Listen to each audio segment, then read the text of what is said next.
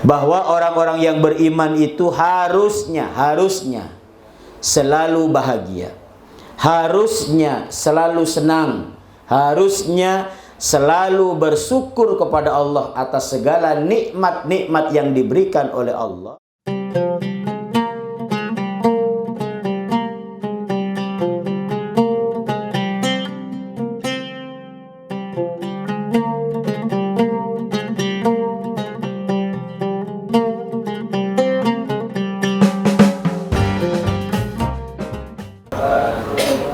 Alhamdulillahi Rabbil Alamin, wa bihi nasta'inu ala umuri dunya waddin. Assalatu wassalamu ala asrafil anbiya'i wal mursalin, nabiyyina Muhammadin wa ala alihi wa sahbihi ajma'in. Qala Allah Ta'ala fil Qur'anil Karim, a'udzu billahi minasyaitonir rajim. Bismillahirrahmanirrahim. وَبَشِّرِ الَّذِينَ آمَنُوا وَعَمِلُوا الصَّالِحَاتِ أَنَّ لَهُمْ جَنَّاتٍ تَجْرِي مِنْ تَحْتِهَا الْأَنْهَارُ وَقَالَ أَيْضًا يَا أَيُّهَا الَّذِينَ آمَنُوا اتَّقُوا اللَّهَ حَقَّ تُقَاتِهِ وَلَا تَمُوتُنَّ إِلَّا وَأَنْتُمْ مُسْلِمُونَ وَقَالَ النَّبِيُّ صلى الله عليه وسلم الْإِسْلَامُ يَأْلُو وَلَا يُؤْلَى عَلَيْهِ وَقَالَ أيضًا ittaqillah haitsuma kunta wa sayyi'atal hasanah tamhuha wa khaliqin nas bihulukin hasanin usikum wa iyaya bitaqwallah faqad fazal muttaqun.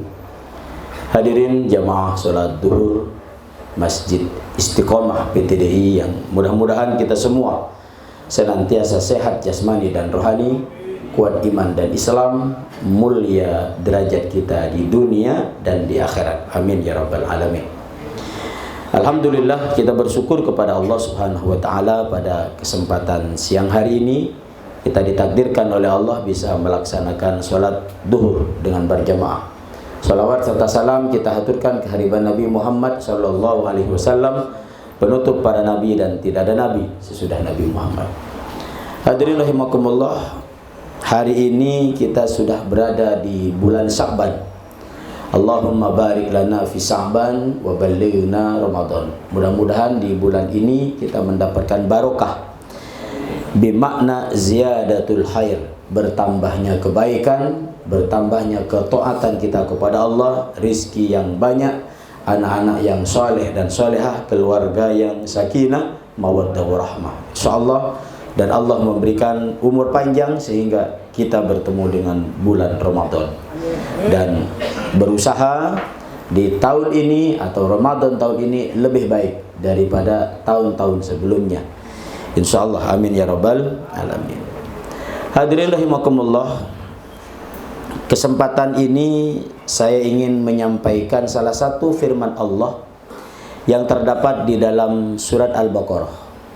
A'udzu billahi minasyaitonir rajim. Wa basyiril ladzina amanu wa 'amilus shalihat anna lahum jannatin tajri min tahtihal anhar khalidina fiha ila akhiril ayat.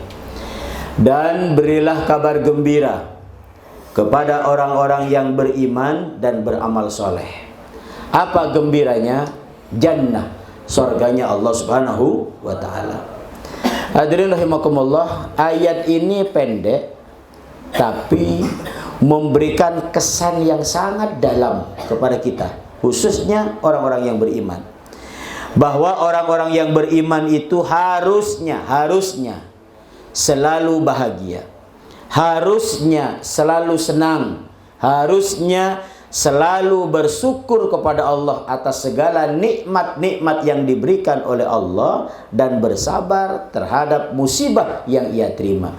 Kenapa? Karena bagi orang yang beriman dan beramal soleh, Allah telah janjikan jannatin tajri min tahtihal anhar, sorga yang mengalir di bawahnya sungai-sungai, atau sorga yang penuh dengan kebahagiaan dan kenikmatan. Ini khusus Allah berikan kabar gembira bagi orang yang beriman. Dan para nabi dan rasul, termasuk Nabi Muhammad SAW, di antara beberapa tugas beliau, di antaranya adalah basiran wa nadhira, memberikan kabar gembira bagi orang-orang yang taat beribadah dan beriman kepada Allah, dan ancaman bagi orang yang kafir, fasik, dolim, munafik, termasuk musyrikin.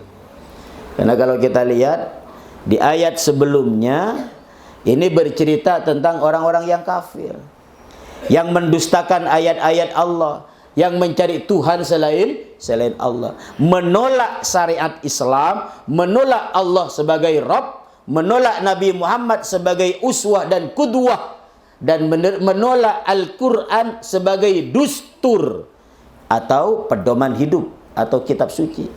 Orang yang menolak seperti ini, Allah sediakan neraka yang telah dipersiapkan oleh Allah bagi orang-orang yang kafir dan kawan-kawannya. Tapi bagi kita orang-orang yang beriman, Allah berikan kabar gembira, bi anna lahumul jannah, insyaallah Allah akan berikan baginya surga. Pertanyaan sekarang, siapa yang disebut dengan orang yang beriman itu? Layakkah kita termasuk orang-orang yang beriman? Jawabannya insyaallah betul. Secara sederhana, kalau kita lihat pelajaran akidah akhlak di kelas sanawiyah, iman itu mempunyai makna secara bahasa yakin dan percaya bahwa tidak ada Tuhan selain Allah. Itu menurut bahasa dan istilah, menurut bahasa Indonesia.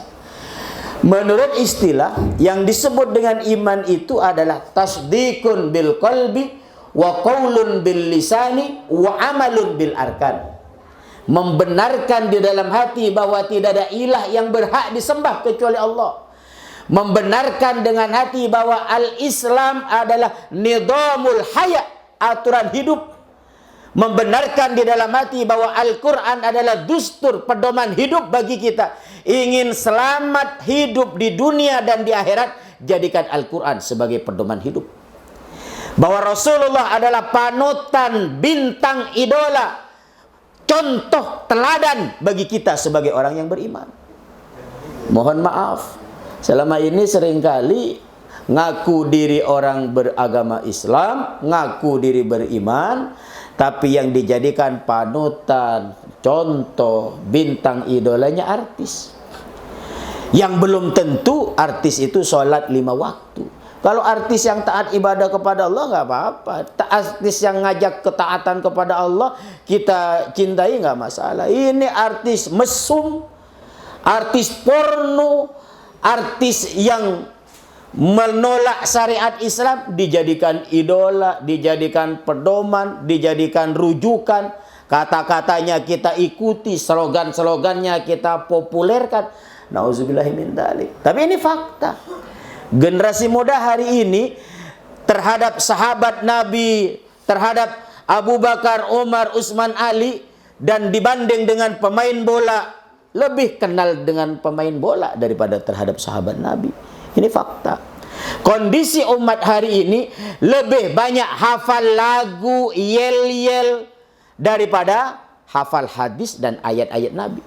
Lebih banyak hafal biografi tokoh-tokoh yang dianggap ngetren dan populer hari ini daripada para sahabat-sahabat tabi'in dan tabi'ut tabi'in. Ini fakta. Pertanyaannya, apakah kita termasuk orang yang lalai dalam menjaga iman atau berusaha untuk terus beriman? Makanya penting yang disebut dengan amanu. Ya ayyuhalladzina amanu. Karena kata Kiai Zainuddin MZ, iman itu letaknya di hati dan ini menjadi generator, menjadi mesin penggerak. Kalau mesin penggeraknya sudah mati, tinggal bayangan aja.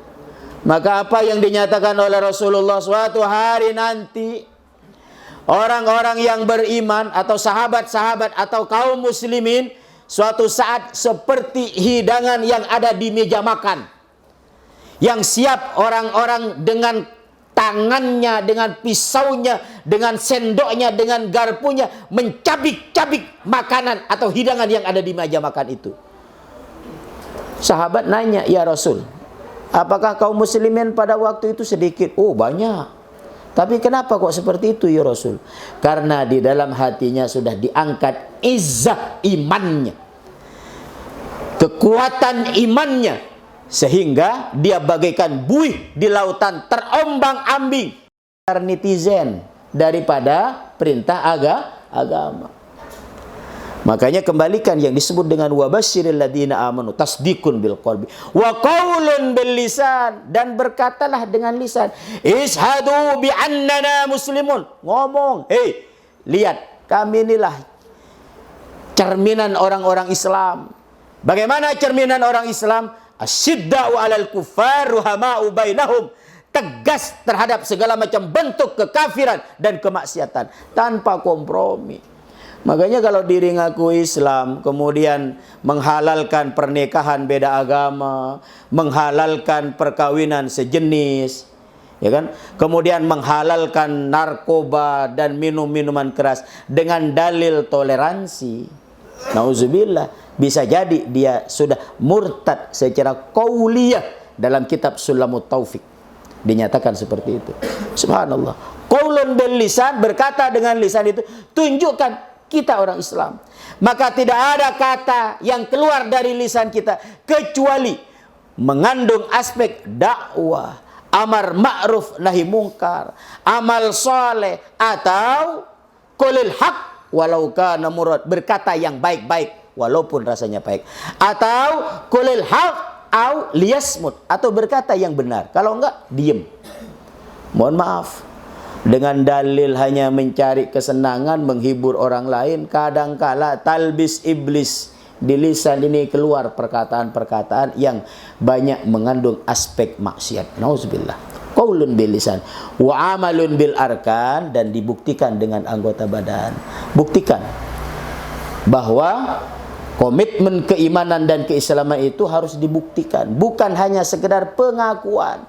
Status muslim itu, status orang Islam itu di KTP penting, tapi di amal soleh juga penting. Marah terhadap pelecehan syariat Islam itu penting, tapi tunduk terhadap syariat Islam jauh lebih penting. Kita mengkritik terhadap sosialisasi larangan toa yang keras penting, tapi ketika ada panggilan adzan datang ke masjid jauh lebih penting. Jangan sampai di masjid tetangga kita ngomong as-sholatu khairum minan naum, yang ada di masjid cuman kakek sama nenek berdua doang. Tetangga sekitar nggak ada yang datang. Ya kan?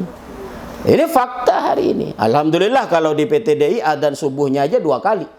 Adzan subuh dan adzan qoblas subuh. Qiyamul lail. Di masyarakat hari ini, masjid-masjid dan musola-musola setiap subuh, nauzubillah, sesop 2 sop saja kadang-kadang nggak lengkap. Padahal dulu Imam Humaini ini salah satu imam di Syiah di Iran. Ketika beliau masuk penjara, ada beberapa anak buahnya datang, "Imam, bagaimana kami kalau melakukan kudeta terhadap negara yang menolak undang-undang Islam?" Apa kata Imam Humaini? Belum saatnya. Emang kenapa, Imam? Lihat jamaah sholat subuh di masjid dan di musola. Kalau jamaah sholat subuh di masjid dan musola sudah penuh, sama jumlahnya seperti sholat Jumat, tanda kemuliaan dan kejayaan Islam. Tapi kalau sholat subuh cuma sesof 2 sof, sabar, giliran terjadi penyerangan terhadap umat Islam, yang ada hanya sebagian kecil yang ikut berjihad, yang lain ngumpet dan lari tunggang langgang. Dan ini sempat dijadikan pelajaran oleh salah satu panglima perang dalam Islam yang terkenal dengan nama Salahuddin Al-Ayyubi. Ketika beliau memimpin peperangan di Palestina untuk merebut kemerdekaan Palestina setelah dijajah kurang lebih 88 tahun, kurang lebih 90 tahun. Palestina dijajah oleh kaum salib, terjadi perang salib, kalah menang, bahkan seringkali kaum muslimin kalah. Akhirnya kaum muslimin mengevaluasi diri, apa penyebabnya? Padahal muslimin itu seharusnya mempunyai izzah. Kayaknya kaum muslimin itu punya prinsip ja'al haq wa zahaqal batil. Datang yang benar, minggir segala macam bentuk kebatilan. Tapi ternyata kenapa kok di Palestina ini kalah? Padahal Palestina adalah salah satu tempat Isra dan Mi'rajnya Nabi Muhammad SAW. Karena kita tahu dari Masjidil Haram ke Masjid Aqsa, kemudian Mi'raj ke Sidratil Muntaha. Dan di Palestina adalah buminya para nabi. Nabi Ibrahim di Palestina, Nabi Ismail Yakub di Palestina, yang kemudian Nabi Ismail dipindah ke Mekah. Nabi Yusuf di Palestina, kemudian Nabi Yusuf waktu kecil sempat dibuang oleh saudara-saudaranya, kemudian dibawa ke Mesir, yang kemudian beliau menjadi tokoh yang sangat berharisma di kota Mesir, sehingga diangkat menjadi pegawai bendahara kerajaan pada waktu itu. Artinya di Palestina adalah kota yang dimuliakan. Ada Masjidil Aqsa. Kenapa kok bisa dijajah? Ada apa? Ada yang salah dari tentara-tentara kaum muslimin. Di antara kesalahannya adalah meninggalkan sholat subuh berjamaah di masjid. Maka gerakan yang dilakukan oleh Salahuddin Al-Ayyubi, seluruh kaum muslimin wabil khusus pasukan-pasukan perang, santri-santri yang laki-laki, diperintahkan setiap subuh atau sebelum subuh, waktu tahajud, masuk ke masjid, masuk ke musola, bangun dari tempat tidurnya, tinggalkan kasur dan bantalnya. Untuk ngapain? Untuk sujud kepada Allah Subhanahu wa taala. Wa minal laili fatahajjat bihi nafilatan lak. Dari sebagian malam bangun, nawafil, salat tahajud, qum fa'andir, wasyabaka fatahhir. Bangun, jangan tidur aja. Salahuddin Al-Ayyubi kemudian ngecek masjid, musola, dan kem-kem prajurit. Apa yang beliau ucapkan ketika melihat kaum muslimin sibuk dengan wiridnya, sibuk dengan sholatnya, sibuk dengan nangisnya, sibuk dengan zikirnya? Beliau bilang, kebangkitan dan kemenangan Islam di depan mata. Tapi ketika melihat kaum muslimin tidur, apalagi maksiat, dia tidur. Sebelum subuh dia tidur terus. Apa kata beliau? Inilah salah satu penyebab kekalahan umat Islam bertahun-tahun. Maka dibangunkan oleh Salahuddin Al-Ayyubi untuk bangun bersama-sama beribadah kepada Allah Subhanahu wa taala. Makanya wa amalun bil arkan, membuktikan dengan anggota badan, di antaranya ada gerakan pasti. Hari ini mohon maaf, umat Islam Indonesia sering protes. Kita mayoritas, kenapa kok kerasa minoritas? Nggak usah protes terus di medsos, tapi bangun jaringan, gerakan salat tahajud, gerakan salat subuh yang benar, punya komitmen satu sama lain. Para santri dengan santri yang lainnya, para mahasiswa dengan mahasiswa yang lainnya, para siswa dengan siswa yang lainnya, para pengurus masjid dengan pengurus masjid lainnya, para jamaah dengan jamaah yang lainnya, punya komunitas gerakan tahajud dan subuh berjamaah. Subhanallah. Ini di MTS Yapis dan Alia sudah agak lama ini nggak ada subuh jamaah, sehingga agak melempem. Ketika komitmen itu ada, sibuk dengan dakwah dan qiyamul lail, amalun bil arkan, insya Allah gerakan-gerakan ini akan mempunyai kekuatan izzah, dan orang-orang di luar Islam, orang-orang kafir akan tunduk ngelihat. Allahumma ja'alni kabira fi ainin nas wa saghira fi aini. Ya Allah, berikan kebesaran, kejayaan kami di hadapan orang-orang, tapi kami menganggap diri kami kecil. Maknanya kita membangun komitmen sehingga di antara kaum muslimin saling menghormati, dan orang-orang di luar Islam mempunyai izzah, mempunyai kekhawatiran kepada kaum muslimin. Amanu wa amilus shalihat. Apa yang disebut dengan amilus shalihat? Hadirin rahimakumullah. Saya sederhana mendefinisikan amilus sholih. Kalau kita baca dalam tafsir Ibnu Katsir dinyatakan amilus sholih huwa amalun ya'malu bi amalillah war rasul, kalau nggak salah. Yang disebut dengan amal soleh itu adalah setiap perbuatan yang didasari dengan perintah Allah dan Rasul. Kalau bahasanya teman-teman kita kembali kepada Al-Quran dan As-Sunnah, mengikuti manhaj ulama salaf. mengikuti para sahabat, tabi'in, tabi'ut tabi'in, dan ulama-ulama yang berkomitmen terhadap ajaran-ajaran Islam. Atau sederhananya mengikuti para imam madhab yang disebut dengan madahibul arba'ah, Imam Syafi'i, Imam Hambali, Imam Maliki, dan Imam Hanafi. Ngikut pendapat-pendapat ulama-ulama terdahulu, amalus sholihat. Tapi kalau kita lihat dari segi konteksnya, amal soleh hari ini bisa kita belah jadi dua. Ada yang bersifat individu, ada yang bersifat sosial. Ada yang bersifat hablum minallah, ada yang bersifat hablum minannas. Vertikal dan horizontal.